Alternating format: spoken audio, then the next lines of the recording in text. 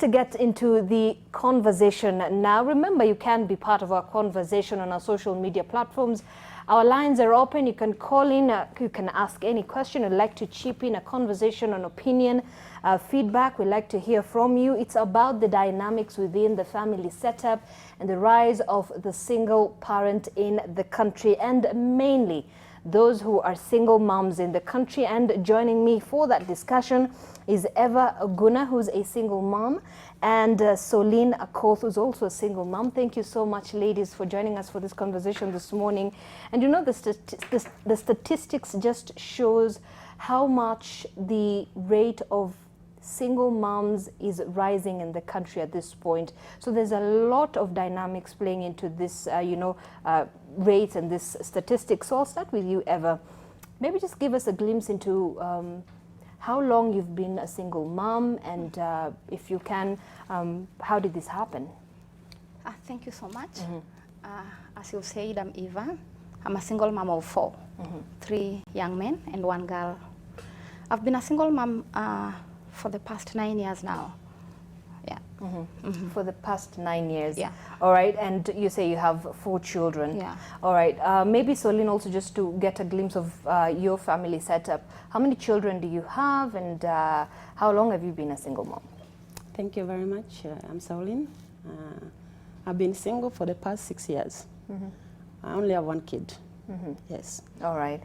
So Eva, how has the journey been for you in terms of being a single mother and raising 4 children on your own? It's never been easy. It's so tough. Having to juggle around working and raising and bonding with the children. So most of the time, you find yourself in awkward situations that the kids need your attention. At the same time, you need to go out and work to fend for them. Yeah. So it's been quite a challenge. Yeah, for it's you. a challenge. All right. Yeah, but I'm in there. All right. And Soline, is it the same for you as well? Very tough, of course. Yeah, very tough. The journey is tough.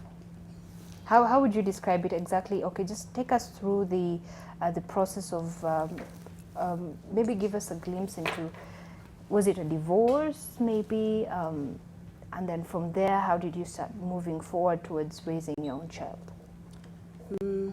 It was not really a divorce.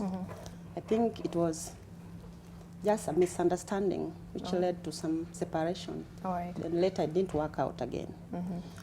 So, you know, women, sometimes when you're in pain, you don't want to go where you are. So you decided it's okay, I can move on. Moving on, sometimes you get it tough because you have to raise the baby alone. The finances you have to provide, the school fee you have to provide, everything. At some point, the baby also needs to know the father and also need a provision from the other parent. At some point, you are down, like maybe you're feeling unwell, and now things get a bit harder. Yeah. All right. What was going on through your mind when you made that particular decision to say, you know what, I have decided to take care of my child alone, and I'm going to do this by myself? Were you scared? I was in pain. I was not really scared because I was left with this baby when the baby was still in the womb. I was pregnant for this baby, and the father disappeared. So I carried the pregnancy all throughout alone, and after now giving birth, the father wanted to come back, and it was difficult for me. After the long process of loneliness, of struggling with pregnancy and all that. Yeah. So I feared that he should not come back to my life because I never wanted another heartbreak. Yes. All right.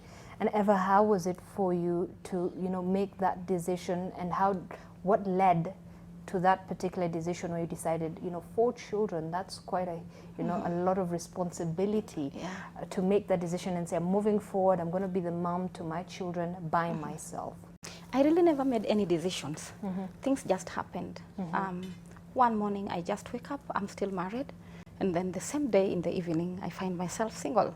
I didn't know it would come this far. Okay. Yeah. How did that happen? If you don't mind sharing.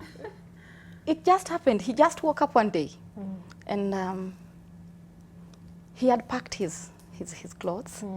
For some time we had been having the wrangles at home, and he was a woman beater. And of course I was living with that, you know, when you're really desperate.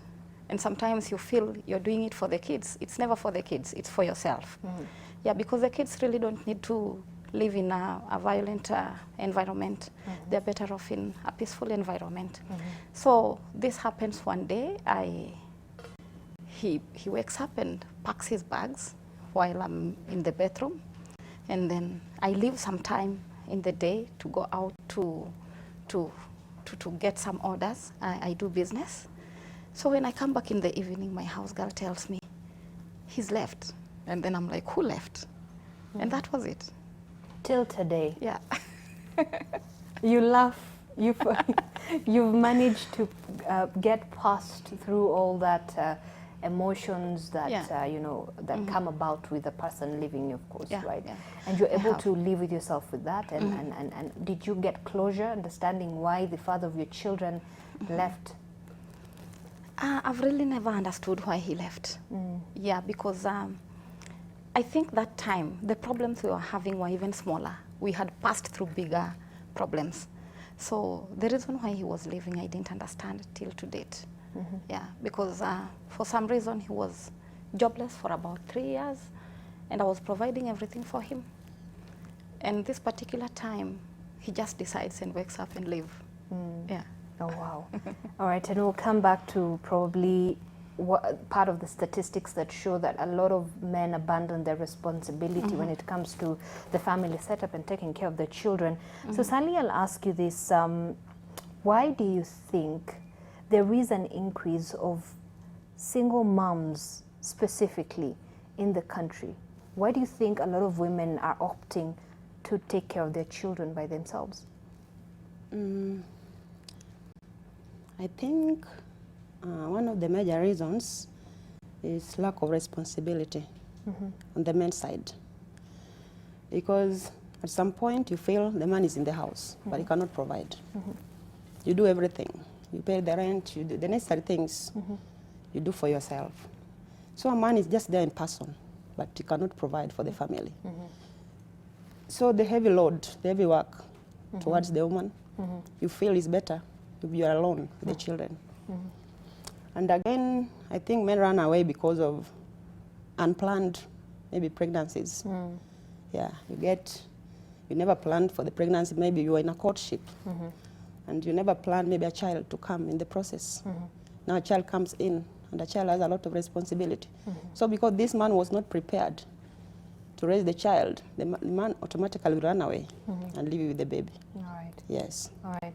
And Eva, you know, what do you think is the reason behind women deciding to raise their own children for something some people say? I know both of you have been in a setup where you're in a marriage setup, yeah? For those who've been able to be in a setup where they had a man in their lives but were not in a marriage setup, yeah? So they fear marriage. Women fear marriage, so they decide, I'd rather not get married, let me have a person to give birth to a child and then continue with my life alone. Okay. Today's woman is so empowered, and they won't take any nonsense in their lives. They won't agree to being beaten up. They won't agree to being demoralized in life. And somehow we are co-creators with God. So once you have a baby, you have a baby. You cannot abandon this kid. Yeah. So when the men run away, it's easy for them to run away. They are very light, very, very light. While I get into a marriage, I'm equally light as he is. And when time comes that we are going different ways, he's light, I'm very heavy. Yeah, because I have that package. These kids are a part of me. They are literally a part of me. I cannot just live without them unless they are dead. Right. Yeah, so naturally a woman will never run away from their kids. It's not easy. The mammal instincts is within us. Yeah. All right. And you've been a single parent for quite some time, right? Yeah. And you know, traditionally in an African setup, we tend to view and look at a marriage setup where there's a man and a woman, wife. And did you ever face stigma? Yes. At any point? A lot of it. till Talk to us date. about Till that. to date. Till to date? Yes.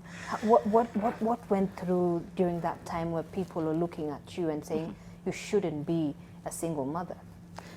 Okay. In the African setup, everyone believes that it's a taboo to be a single parent, rather a single mom. It's easy for men to be single parents. They want to face any stigma.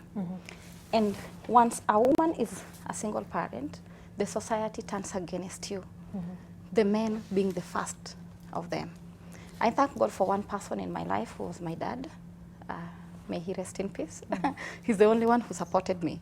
He knew everything that was going on in my marriage, and he was like, if you can make it on your own, I support you. Whatever you're going to do, I support you. But every other person in the society, they're looking at you like, she's not even married, you know? You don't fit where people are talking, yeah? You don't fit where family members are making decisions just because you're single. It's so hard. So they make you feel lesser of a person. Yes, yes, that's right.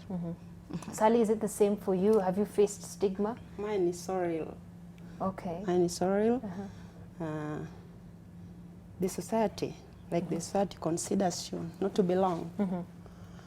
It starts even from the family, my own family. I have sisters, they are stable in marriages. You can't even be closer to them. By the time you're closer to them, you're eyeing the men. So even in a family gathering, you're silenced. You have no say. In a family gathering, you cannot talk. What do you know? For you to gain that respect is for you to have a man in your life and to settle down. And again, they view it like you are living a bad life. You don't want to have one man in your life, like you're jumping from different man to another. That's why you chose to live that life. Even in the church is there. Yeah, they feel, why are you not settling down? The problem is you, not really the man. So mostly they put all the blame on us. Yeah, we face a lot of rejection. All right. Yeah. And following that, rejection and following that stigma, Yes. does it in any way affect the development of your own child? Does it affect the relationship that you have with your child? It doesn't affect, but at some point the baby is affected. In a scenario whereby maybe there are some other children, they're playing. Another child will talk, my daddy bought me this. My daddy paid for me school fee. Then your baby is like, my mommy paid for me. The baby will come and ask you, why? Why? I talked to my friend and the daddy paid for her school fee. The daddy bought her this. How come me, I don't have daddy to do this for me? So at some point, when the child, you have to talk to her and tell her, no, it's okay. I will do that for you. Don't mind. Right. Yes. And we'll come to the timings where you can be able to talk to your children about such issues. Eva, do you also believe that within that stigma and that dejection, that rejection from family members, from the society, affects your child or your children as they grow up as well? Do they also face that stigma? They don't. I really don't care what the world thinks about me. It is me and my kids. Yeah. I have to give them all the love that I can give them. So any other person doesn't matter in our lives. We belong to each other. My kids are all grown. My firstborn is 20 years old. My secondborn is, I think, 17. And third one, I think, is 12. And the last one is 9. So I really don't care what the world thinks of me.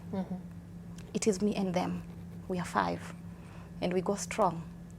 We sit down every day and we talk about everything. But I try to keep them away from the problems I have with their dad. So my problems with their dad is mine and him. They are not part of the problems. So if anyone feels like they want to bond with their dad, I'm easy. If the dad feels I want to bond with my kids, I'm easy. I don't oppose anything. Yeah, but generally it's me and them. And during their growth, and as they became adults, did the father of their children try and come back to, their lives and your lives probably to make a, you know, go back to being a family? No. Until they were grown. Until my firstborn was in fourth form. Yeah. But you did not see that as something that you would look forward to? I asked him why. Why that late? Yeah. All right. And so you said no? Yeah. All right. Okay. So, you know, how does it work with single parents who now move in to get married or be in a relationship with another partner? So I'd like to know how that is incorporated with the dynamics of having a child, 1 child, 4 children. I'll start with you, Sally. Probably you've thought along the way that, you know, I'd like to settle down with another person. Have you ever had a conversation with your child about such an issue? Like you're going to have a new daddy or something like that? Not really. This child doesn't know anything to do with a man. She has never known the love of a dad. She only knows the love of the uncles. And I think most of the time, she has never seen any man in my life. Because raising a child in a single setup, you have to show there's some principles you have to apply. All right. Because in a situation where maybe she'll know another man in your life, then this daddy or this uncle, then the next time you bring another man. So far, I've not talked anything. The only introduction, you know, she was still young, but now she's growing. With the time now, she'll get to know. Maybe. Just remind me, how old is your child? 6 years old. Oh, so that's very young. Yeah, she's still young. All right. Yeah. So with the time as she grows, maybe I can talk to her. Yes, I'm willing to settle down. I'm really willing. But I'm still taking my time. Yeah, but when the baby grows, maybe to around 10 years, she can get to understand what is really going on. All right. Yeah. And Eva, does it also work for you in a way that, have you ever tried to introduce your children to a person you thought that a potential partner in your life at any point after the father left? No, not really. I don't. And do you think that's a conversation that you can have with your yes, children? Yes, I can. Yeah, we really have a good bonding style, me and my kids. My firstborn tells me everything about his girlfriend. He doesn't hide her.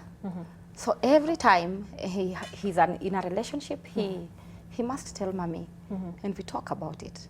We get together, plus the girlfriend, we talk.